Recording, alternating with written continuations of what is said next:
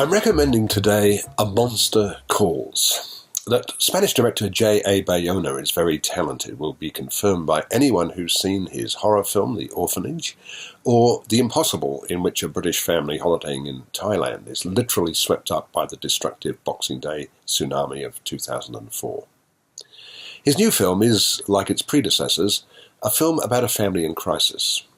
It's based on the 2011 novel of the same name by Patrick Ness, who drew on the original idea by Siobhan Dowd.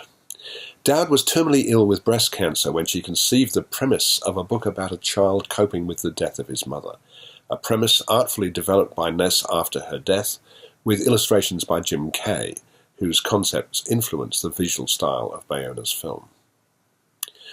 A film in which the 13-year-old protagonist is only too aware that his mother is dying a painful death is certainly not for young kids, but for older children and their parents, it provides a thoughtful approach to the subject. Plus, it's beautifully made, as are all Bayona's films.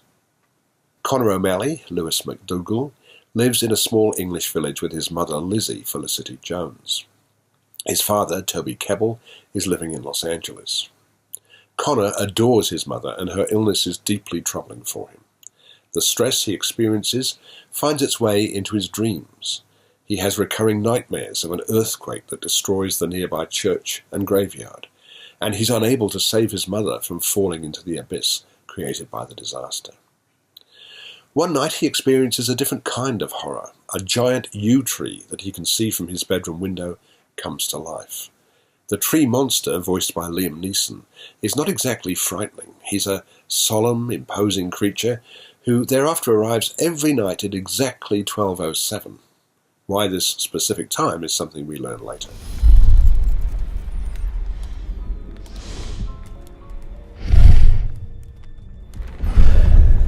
I have come to get you, Conor O'Malley.